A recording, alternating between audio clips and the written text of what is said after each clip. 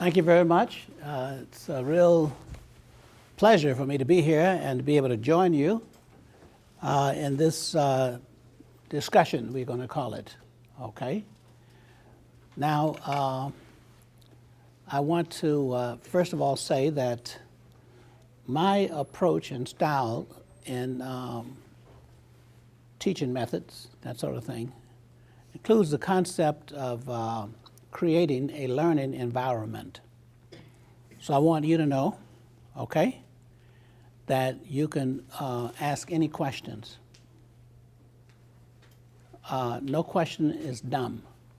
The only dumb question is the one you don't ask, because we may not have this opportunity again. I'm pleased to be here, not just in this place, but to be here in this time, okay? Period. Because I could have been born at an earlier period in history where we wouldn't have this kind of diversity in a classroom. In fact, I grew up in Tampa, Florida, where everything was segregated. Yes. In my neighborhood, Ybor City, that was the sort of cigar capital. So I don't think we have any underage people here. I started smoking cigars at 5 years old. Yeah, because I live right next door to the cigar company, and across the street was a cigar company. So on two sides of my house, there were these huge cigar companies, okay? One was called Have a Tampa cigar, okay?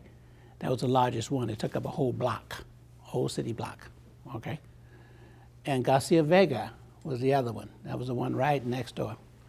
So we used to pole vault across the barbed wire fence so we could get over that fence, and then we could get the cigars that were rejects. They would put them in a huge wooden box outside because they had hot spots in them or something like that, so they weren't good to sell. You know about cigars, right? Yeah, okay. So the problem is the first time we were little boys and we got to figure out how to get across the fence. Because you can't climb the barbed wires to get you, you know. But you know what happened? We forgot and we left the poles on the other side. So we were stuck. So what we did is that we observed that the dog had dug a hole under the fence, the bottom, and was able to get there. And so the only thing we did was expand that hole so that we little boys could crawl under there. So rather than pole vault every time, we just followed the dog, okay? Yeah, so we learned how to do that. And fortunately, we never got caught smoking the cigars because we would go under the house, you know? House was set up like that, okay. So that was a little bit about my background, all right? But I used to be Mr. Coffee, because at the age of 7, I used to get up in the morning around 5 o'clock, and I would pole vault not pole vault, I just jump out my window. Because in Tampa, you know, we didn't have screens then. So we just opened up the window and jump straight out, and I would go and get orders for coffee, Cuban coffee, you know, for the merchants. And then I would go to Las Novedades, the Cuban restaurant, and I would get the orders for the coffee, and then I would go back. So it was pretty lucrative business in that day. 10 cents for the coffee, and then 10 cents for the delivery. Yeah, imagine that, okay? I'm talking about back in the 40s now. So I always had a pocket full of, you know, dimes, you know, when I went to school in the morning. In fact, I used to take care of lunch for 3 of the kids who didn't have lunch money. I was their financier. So I was a businessman at an early age, you know, so I got that. So I was sitting there on the waiting, and I used to have to stand up and wait for the coffee to be prepared.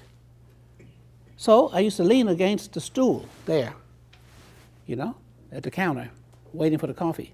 So gradually I became very affectionate towards the stool, and then I began to rub against it, and then eventually I wiggled my way up, and I was sitting on the stool.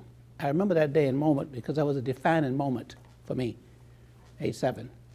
I looked in the mirror, and the guy who was fixing the coffee looked at me. And I didn't say anything. He didn't say anything. He quickly looked outdoors to make sure nobody was watching me sit on those stools, because it was forbidden for blacks to sit on the stools. So, from that day on, I sat on the stools.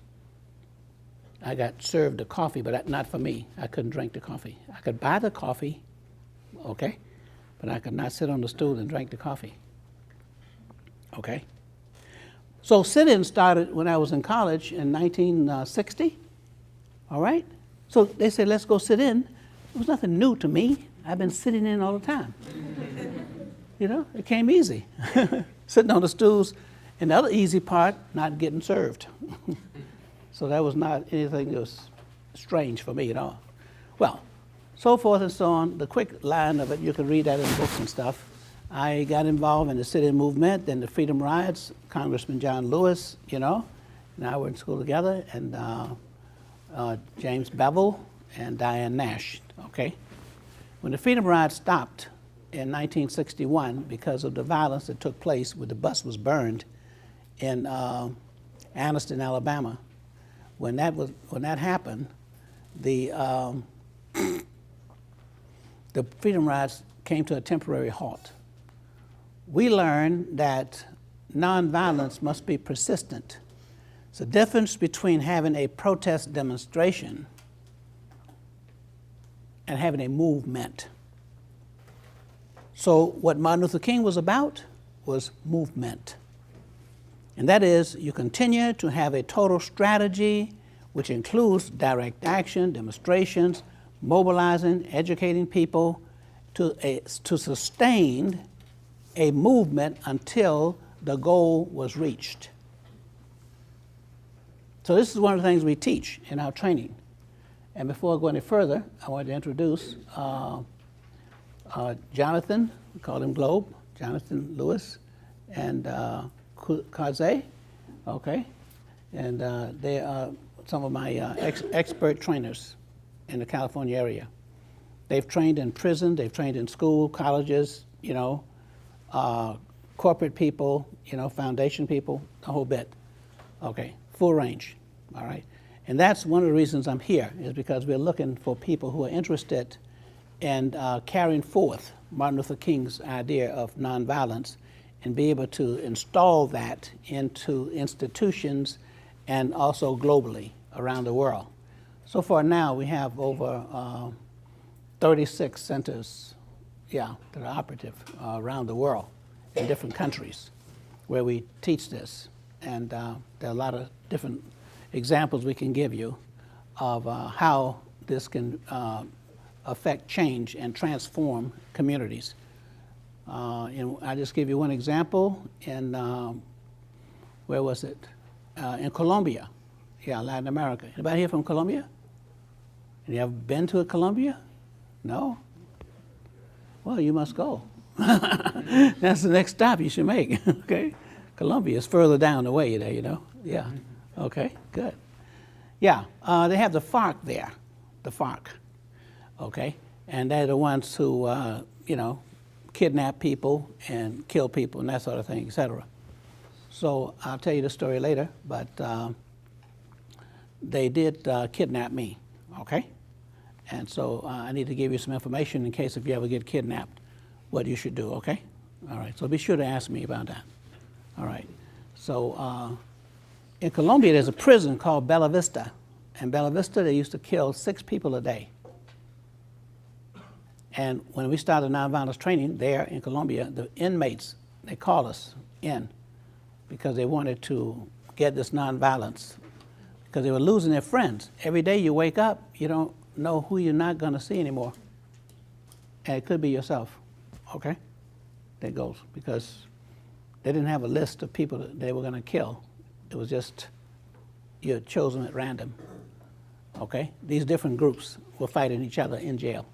And they had all kind of weapons, even hand grenades and stuff like that. So that prison is a little different from, you know, the other prisons, you know? Yeah. So when we got there, we started working with them, and we got them to agree that there would be no more killings, So we train the leadership. That's the key to it, leadership, all right?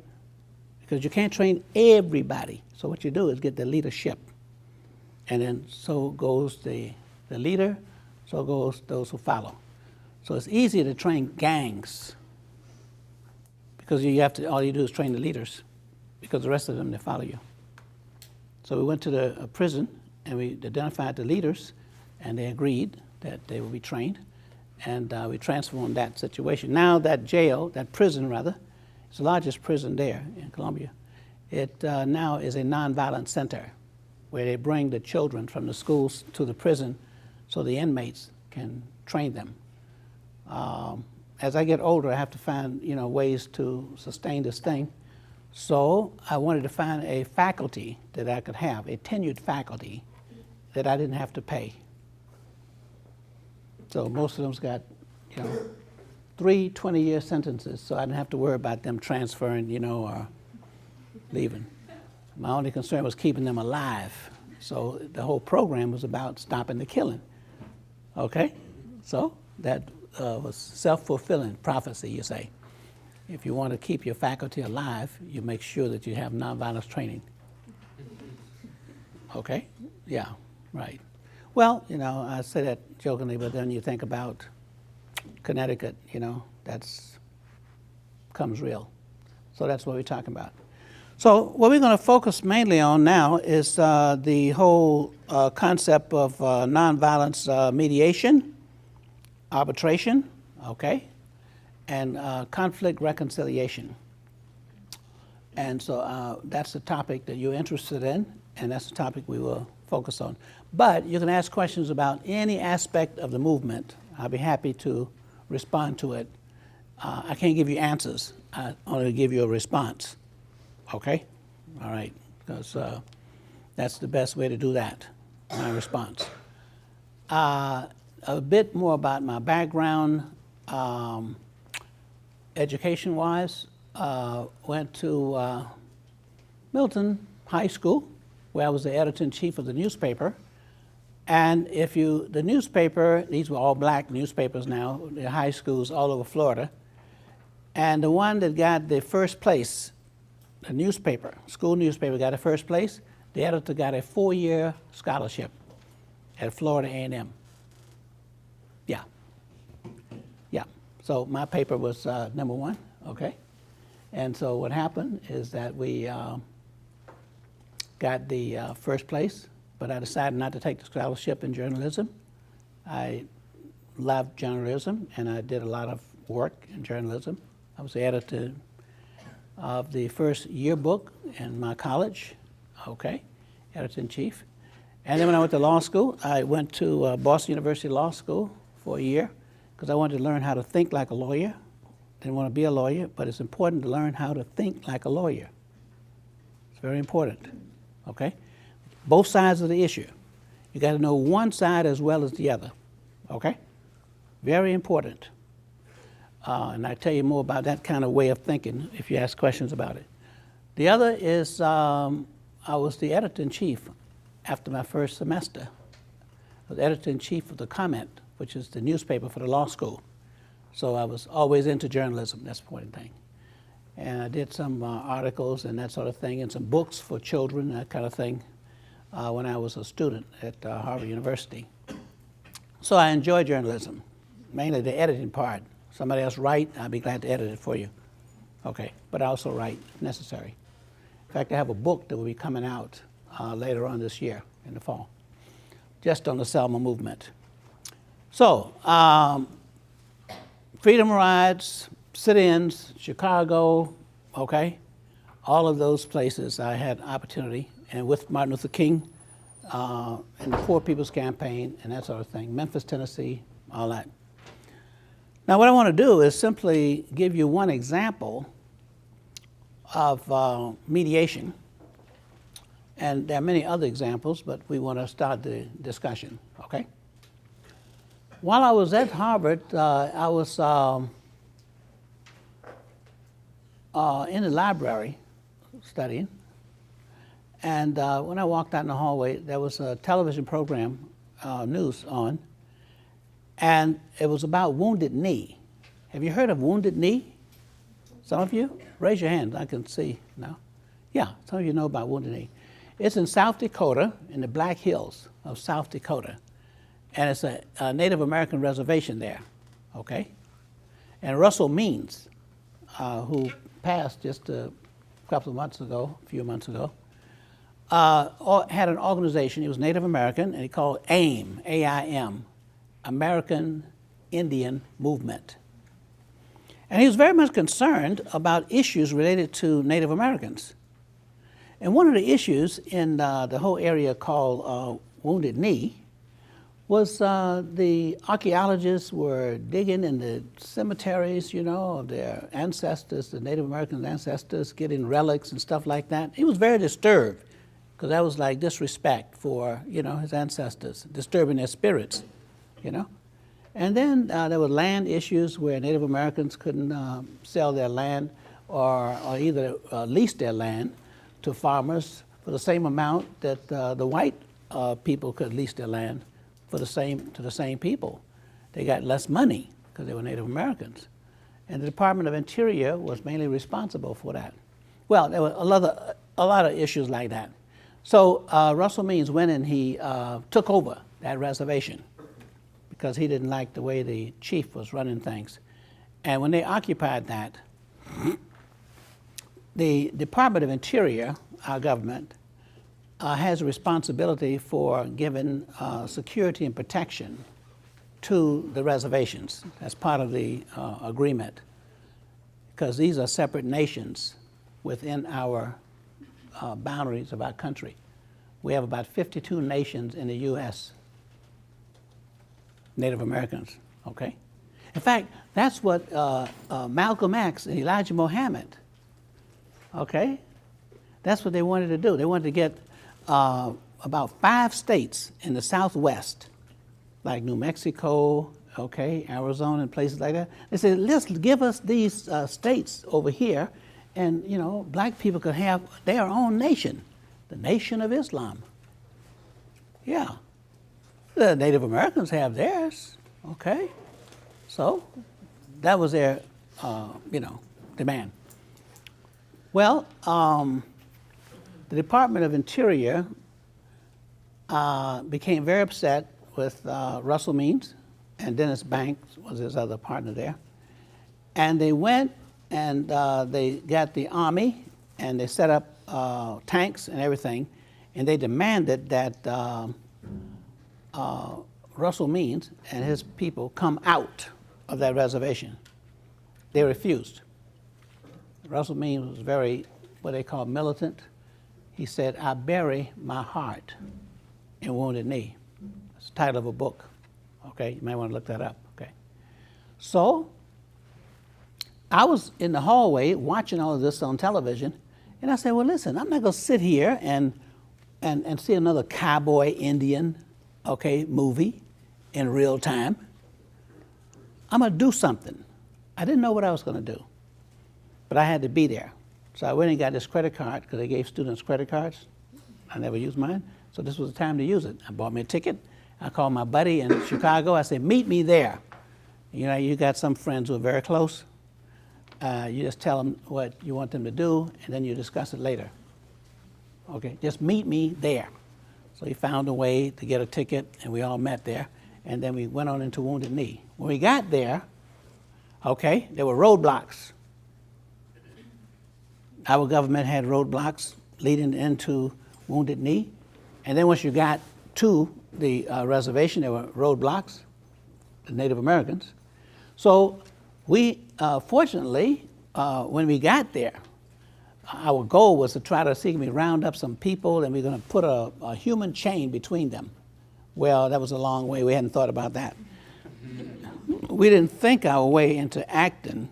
We act our way into thinking. In other words, you start taking action, and then you think while you're acting. So that's the kind of, you might say, ethos that was operating there. So we said that, okay, they're not enough to make a chain. Fortunately, one of the people from the Justice Department, because there were different law enforcement agencies there. One was the Justice Department, one was the FBI, and the other was the federal marshals. By the time we arrived, one of the federal marshals had been shot in the back. So our government was very outraged, and they were very insistent that they come out of there. So what happened is that I met one of the Justice Department human relation people. He happened to have been there, and I met him in Washington, D.C. during the Poor People's Campaign, okay, because we had to negotiate a lot of stuff. I was a national coordinator for the Poor People's Campaign. So I had to negotiate with the different agencies in the federal government in order to, get permits and all that kind of stuff, et cetera, security, and that was my job, mainly in administration. We made Jesse Jackson the mayor of Resurrection City, okay, as we called it. And so that I knew him from Chicago, worked with him. If he tells you, that I trained him, it's true, okay? So he did very well there as mayor. But I met this this agent, and he knew that I was not going to carry weapons into Wounded Knee. So he gave me permission to go through that checkpoint. He said, now we can let you through this checkpoint, but it's up to them to let you in. Guess what? Russell Means, the one who was in charge, was also part of the Poor People's Campaign. There's several Native American groups. I remember some of the names, Mad Bear Anderson from upstate New York, and Rose Crowfly High from Seattle, Washington. Tilly Walker from, where was she from? North Dakota, yeah. The Mandan tribe. You know about the Mandan tribe?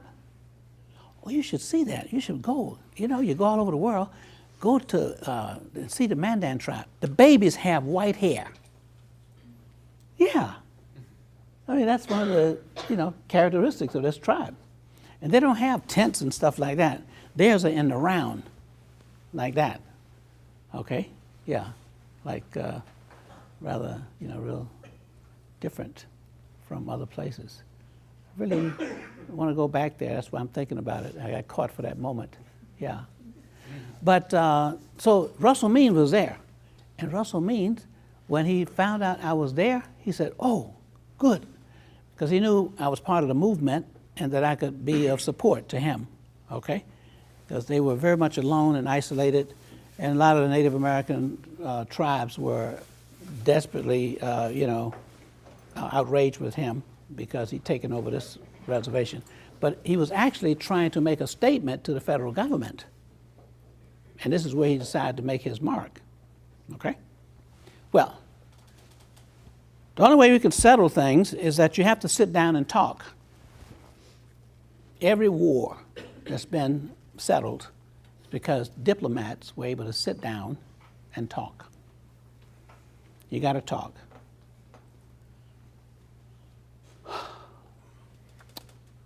When you're silent and don't talk, it's paramount to violence.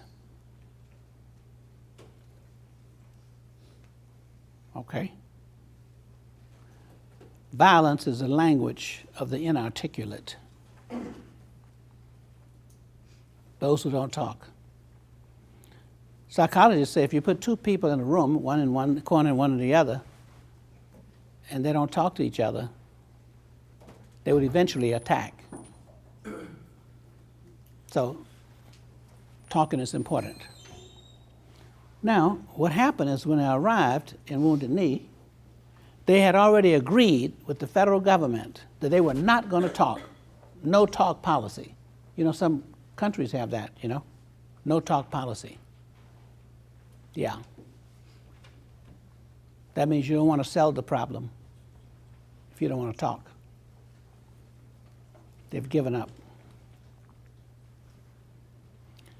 So, what do? I'm trying to get them to talk so we can settle this problem. So nonviolence negotiation is a very important part of the whole process. That's one of the 6 steps, negotiation. So I said, okay, I understand you're not going to talk. Okay. And I'm not trying to get you to talk. Now, how in the world are you going to mediate and you're not going to get people, and people won't talk? Well, there's a way to do it. That's what I mean by acting your way into thinking. So you know what we did? I got some paper, and I said, no, I'm not asking you to negotiate. I understand you've agreed on both sides you're not going to talk. But if you were going to talk, what are the issues? Not that you're going to talk, but I mean, if you were, you know what I mean? I'm not suggesting that you talk at all, but if you were, you know, hypothetically, what would be the issues? Well, you know, they're taking the artifacts out of the graves of our ancestors, and this, that, and the other, et cetera. They so-called archaeologists, you know, yeah, we know what kind of gist they are. Okay, yeah, They have no respect for us. They wouldn't go and do their graveyards like that. They come over here, you know, and, okay, all right, thank you very much. What other issue? Well, this, that, and the other, okay. Oh, thank you very much. Don't get all of them at one time. In negotiations, don't try to get all the issues at one time. If you can get one, that's a start, okay? So I go back to our federal government, and, well, I stayed up all night long. I didn't sleep. So I'm used to not sleeping at night. I know how to do that in the movement. Sometimes you don't sleep. There are more important things than sleep, okay? Like talking. And that's why some people don't sleep. They stay up talking half the night, okay? Yeah. So the federal government said, no, we're not talking with them. No, I'm not asking you to do that. But if you were going to talk, and by the way, you keep separate. They don't need to know that right away, okay? What the issues are. You get their issues, because they're the most important people now. So they're not responding to what somebody else thinks is the most important issues. You want their, okay, issue, and you want them to be the important one, not what they said. Okay, thank you very much. This issue, that's what you say. You want them to come out. They've overtaken the reservation, and they have disrespected, they have violated federal law, okay? Because our government is responsible for giving protection and security to the tribe. And here they have put us in a place where, okay, no, yeah, that's right. Yeah, we got you down. Thank you very much. Oh, by the way, how do you respond to this? They say that this is what they're concerned about. Well, if they say they're concerned about that, then there's a way and a process they can do. Okay, thank you very much. Okay, go back to the checkpoint. This is what they said about what you know, don't mention the word negotiations or mediation. Okay? Just say it. This is what they said. How do you respond? Thank you very much. One at a time. Don't get a whole list. No. Just one at a time, so you can stay focused. In our movement, there was a problem with voter registration all over the South, Texas, and even some places in the North. All right, like Chicago, you don't know that, but if you had a third party that was running in an election in Chicago, you had to get twice as many signatures to get on the ballot. It's Chicago, third party. So it was discrimination against any other party. You get my point? Yeah, and that was in '65, okay? Chicago. So all of the problems with voter registration, okay, was not just in the South. Yeah, the Puerto Ricans in New York, they had to pass a literacy test. You could get a license driving the cab, but you couldn't vote. So that's another myth that you need to get clear. A lot of the problem with voter registration. Texas, they had a poll tax in Texas. You had to pay to vote. Yeah, you know that lady with the Liberty stuff and all that, you know, the scale? Oh, no, not in Texas. No. They said, this here Texas here. Yeah, you know, Texas called himself a sovereign state of Texas. You know what sovereign means, don't you? Okay, that means we make all decisions right here. Well, okay, so here we go, back and forth.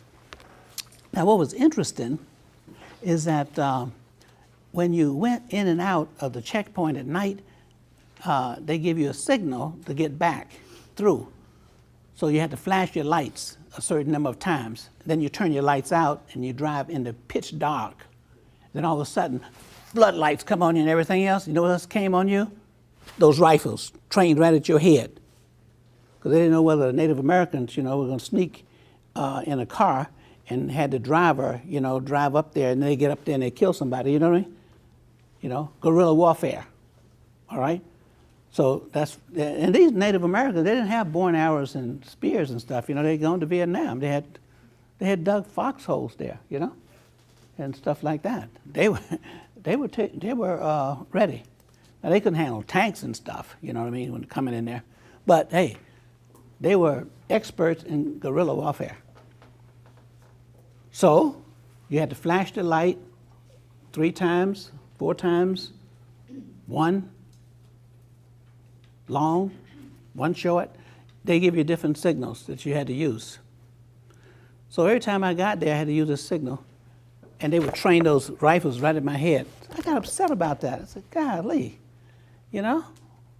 because that gun could go off. Somebody, nervous or something like that. You know what I mean? You got your finger on the trigger, you can't tell what's going to happen next. And then they would have a court hearing, but you'll be dead. You know what I'm saying? They had a court hearing, but you won't be hearing anything. Yeah, so, you have to be practical about these things, So I went over nonviolently and talked to the person in charge. You know who was in charge? FBI. Right. In fact, the code name was South Wind. That was a code name for the whole operation, South Wind. So you have to do a lot of research as you go along, ask a bunch of questions. That's what you got to do. The quality of your questions is the process for change. The quality of your questions. You can stop a conflict by just asking questions. Did you know that? Mm-hmm. Yeah. Maybe we'll talk about that a little later. Finish the story. So, when I went over to talk to the person in charge, this FBI agent, smoking a cigar. Yeah, the FBI agent was smoking a cigar. And then the FBI agent took the cap off because they,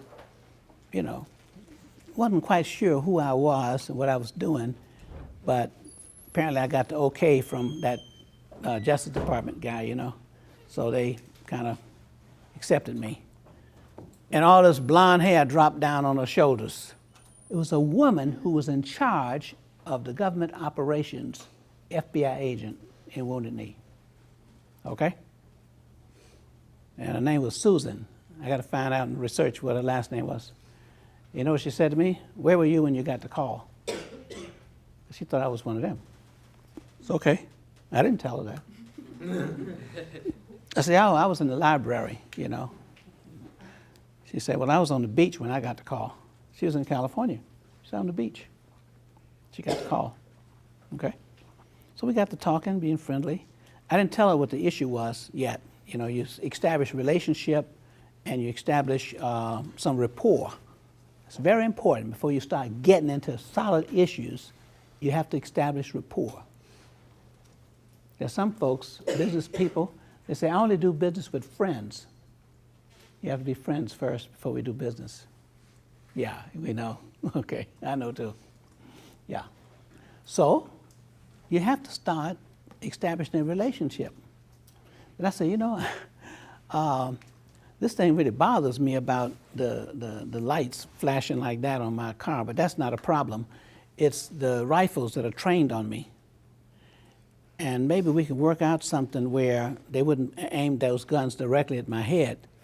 Besides, I got this old car, it was not a modern car, and sometimes cars backfire. Suppose I got up there and put on brakes and the doggone car backfired. Hey, the car might backfire, but they will front fire. That'd be over for me. Well, long story short,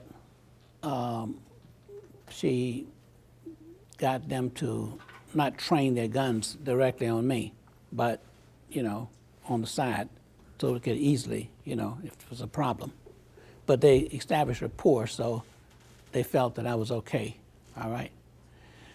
Well, our government the day before, that's the day I arrived, had already announced to the Native Americans they need to come out right now. They're going to come in and rout them out. They already had the army and the tanks and everybody else ready, okay? They said about 6 o'clock tomorrow. They gave them to 6 o'clock. Well, this was about maybe 10 o'clock the next morning when we got all of these issues lined up and we got responses. So it's called a paper negotiation, right?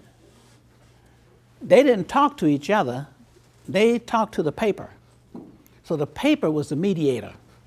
I just wrote down what the paper said, and I told them what the paper said. And so the paper, okay, was the tool and the mechanism for the negotiation.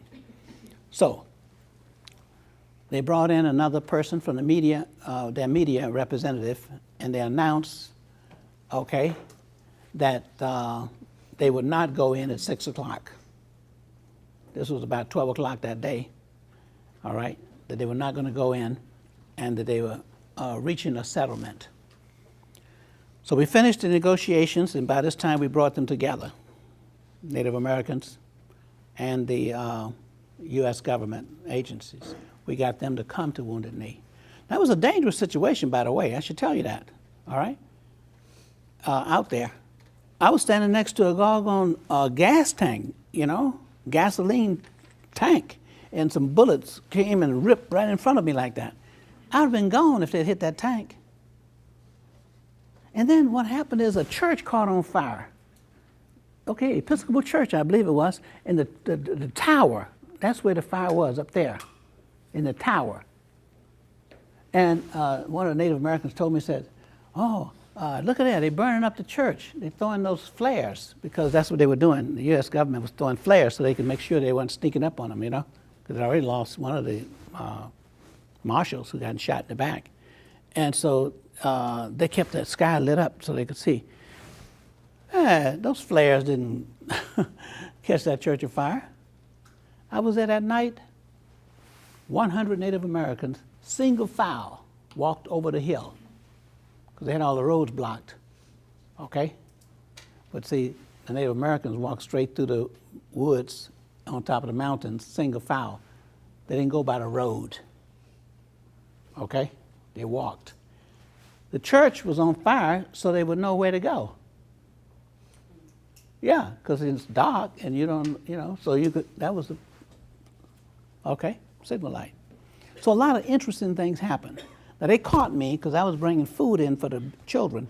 Because, the woman told me, said, I don't have food for my children. I can't feed them. Because they had this roadblock around, and nobody could come in and out. So what I did was got some food, put in the trunk of the car, okay, and went on in. But they were spying on me. They saw me, the government.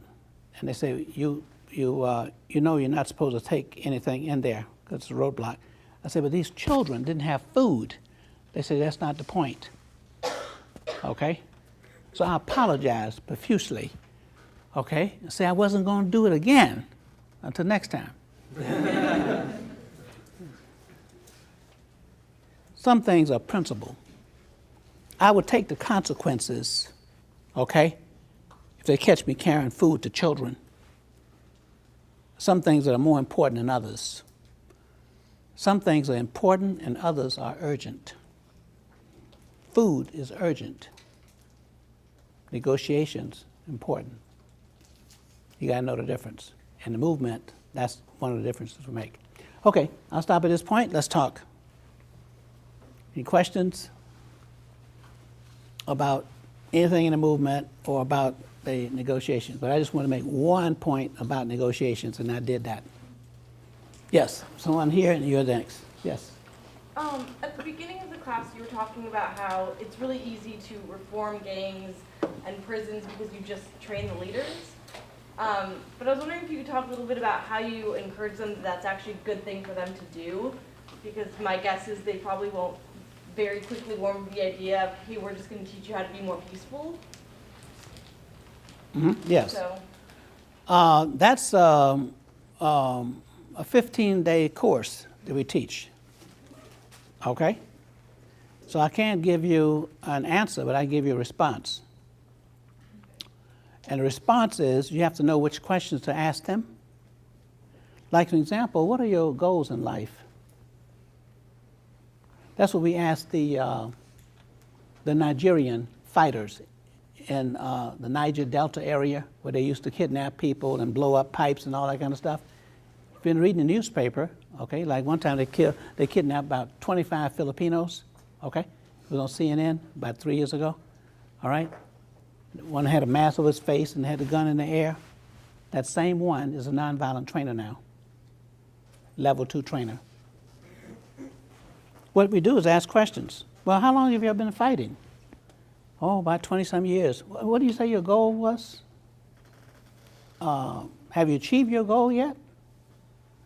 How far are you from achieving your goal? Do you think that you, have made any progress so far? The goal was to get the government and Shell Oil to clean up the oil spills, okay, in their area. So they had legitimate issues. They weren't just being, militant, being bad and angry with the government. They had due cause. So they had killed Shell workers. They had killed government troops. And they were in the Niger Delta River area, which is swamp. And whenever they went in there, they got wiped out, the troops. One guy we trained and certified, when he testified after the training, he testified that he'd killed 170 people. That's what, that's not how many he shot and died later, okay? He shot more than that, and they died, so he doesn't really have an accurate count, okay? Some died later. So the point is, you ask questions and get them to think about their goals, their methodology, and what they're trying to accomplish, okay? What if, like for example, you as a militant, and you've been fighting the government these years, what if you had the training where you could do the cleanup, environmental, corrections and stuff like that, et cetera? Suppose, would you do that? Well, yes, that's interesting. Because you know what Shell Oil said to us? If you take the nonviolence training first, because they got to be sure that you're not going to turn on them, right, and go the wrong way. Because they had a situation where government had programs and the militants got angry and burned the place down. So if you take the nonviolence training and then they give you skills, is that something you'd be interested in? Well, yeah.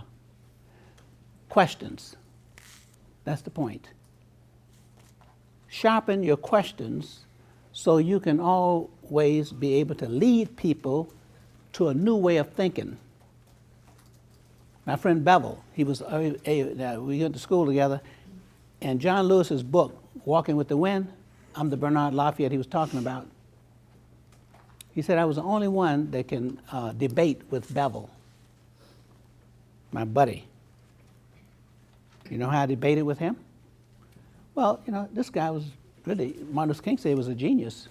He was on SCLC staff.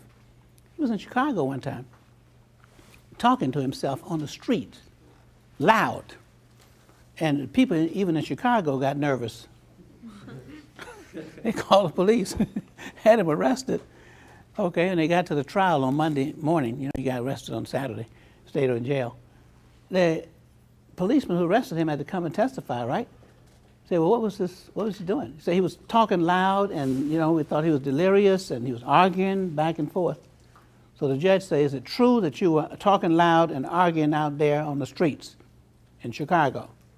He said, well, yes, it's true. Socrates and Plato are both dead. Who else am I going to argue with? Judge say, case dismissed. Judge didn't want to get into that. Well, that's the kind of person he was, very argument. So my approach to dealing with him, which they say I debated with him, wasn't any debate. I would listen to what he had to say. And then I would ask him questions about what he said, and he would argue, you see my point? The other side, because he just loved to argue. So I got him to debate with himself. I didn't debate with him, okay? Now, he was good now, because one time we got arrested in Jackson, Mississippi, and they had both of us in jail. You know, it's a lot of details there, but I just go to the courtroom. And the judge was about to sentence us, almost, okay? We dismissed the lawyer, because the lawyer was arguing as if it was a criminal case rather than civil rights. And we used the lawyer as a consultant for the court, you know, for the clients.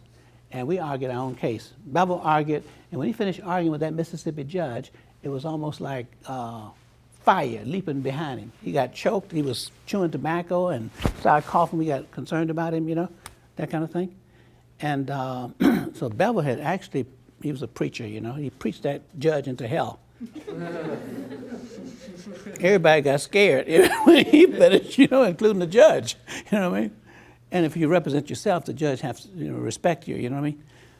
So I had to come back, and I told the judge about purgatory. I didn't know anything about purgatory. I'm a Baptist, you know, but I heard about it, you know what I mean? So I started telling him there was a way out, that he didn't have to go to hell, all right? There was a way out for all of those who practice oppression and discrimination against people and that kind of thing. There still is an opportunity to be redeemed. So I took the redemption route. So again, Bevel set it up, okay, and I was able to, well, we got a case dismissed.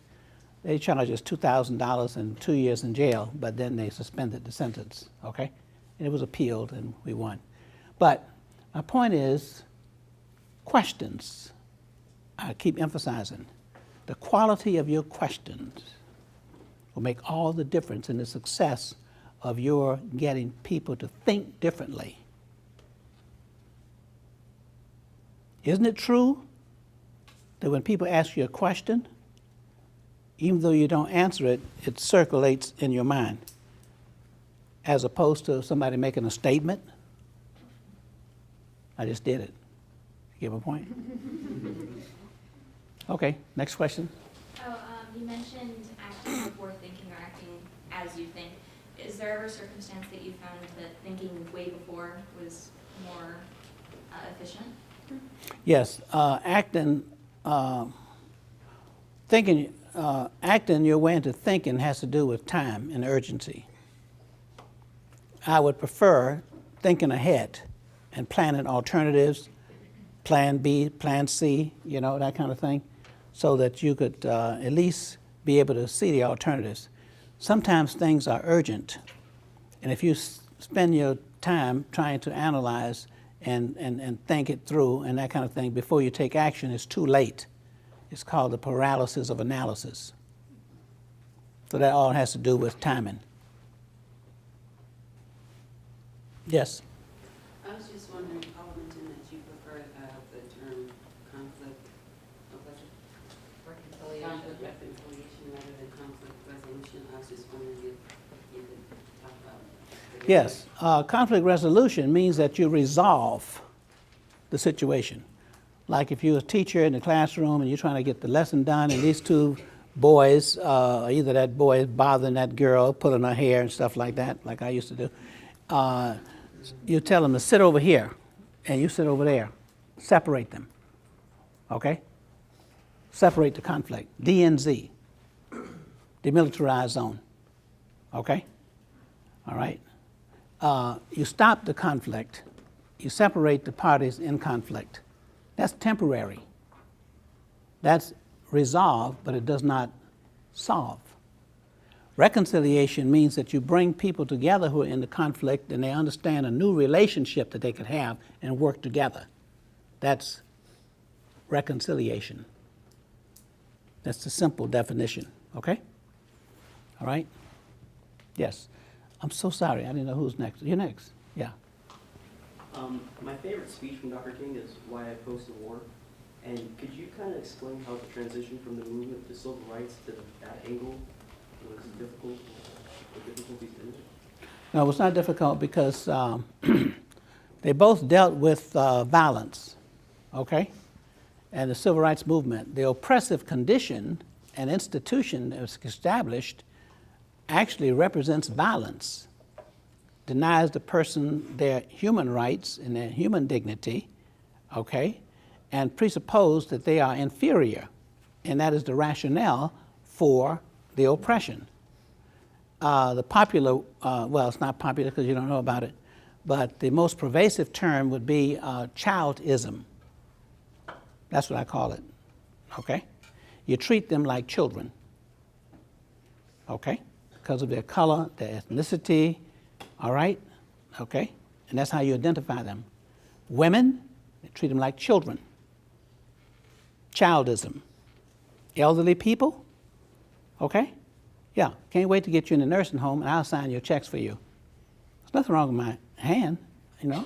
Yeah, but your foot hurt, so, you know, you're elderly and I'll take over your operations for you, okay?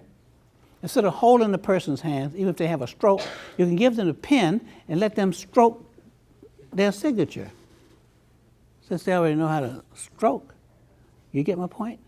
Yeah. Don't take away their whole humanity, their dignity. Treat them like children. You're not going to give no $20, $100 bill to no 4-year-old kid. What do you think you're supposed to do with it? Okay? That's like giving $100 to a woman who's going to go and buy some more shoes. They already got 37 pair of shoes they don't wear. But as a man, I can go and buy a new set of golf clubs because I want to. I don't have to get permission, you know? Yeah. Because I'm the one, okay, that's in charge. All right? Yeah. So, childism. Employers treat their children. I mean, they treat their employees like children. Supposed to get off from work, you know, at 4:30. So 4 o'clock, they give you a 2-hour assignment. You have to get permission to get off from work. Employer, I won't be here on Monday. I'll be taking care of some business over at the golf course. 'Cause that's where they do business, you know, golf course. That's what it is. So, the point I'm making is that the oppressive situation that people have to experience is one of the things you have to take into account, and how people use their power and use their authority and looking at people who they feel that are lesser and have less power and that kind of thing. Okay? All right. What was the question? You forgot the question? Huh? It wasn't me. I didn't do it. On reconciliation, conflict reconciliation. Vietnam War, how the strategy shifted from segregation to... Don't be bothering old people. Yeah. So both of them dealt with violence, and so one systematic oppressive violence there, but it also was the same in the war. Mrs. King, Coretta Scott King, who was Martin Luther King's wife, had gone to Antioch College, Quaker school, and she was already involved in the peace movement. So she had the greatest influence on Martin Luther King to take that stand against the war in Vietnam. Martin Luther King knew it was unpopular. Even his board of directors for SCLC, the organization that I'm now chairman of, did not support Martin Luther King taking the stand against the war. Because, you know, the whole notion was support your country, right or wrong, in war. Okay? Many of them were veterans of World War II. Remember the period of time? Okay? Yeah. So they couldn't support taking that kind of stand, okay? But Martin Luther King did it on moral. And you know what he said? He said, I have fought against segregation too long, now to segregate my conscience. What's wrong in the U.S., okay, and what's wrong in Vietnam, okay, must be condemned. It's no different. So I'm not going to segregate my conscience. And what we're doing to the Vietnamese, you know, Vietnam was about the size of Texas, you know that? And we were bombing and killing folks and all that and talking about, you know, bombing Hanoi. So, yes, that was an easy transition on terms of the philosophical level. It was much more difficult on the practical structural level because Martin Luther King didn't have a lot of support in the beginning. So there was some conflict, there was some discussion among his peers. Yes. I would like to, before we thank him, I'd like to say that I hope that you can bring this out in more detail tonight in your talk, because I think many other people will be interested in this as well. And so that is an invitation for you guys to consider hearing more. As you can tell, there's a lot of wealth here. And so tonight from 5 to 6:20, he will be making a public lecture in SPA 1100. And that can be an extra credit event for you, or it can be just a wonderful experience. It's what we can guarantee. Well, Thank you so much. Okay.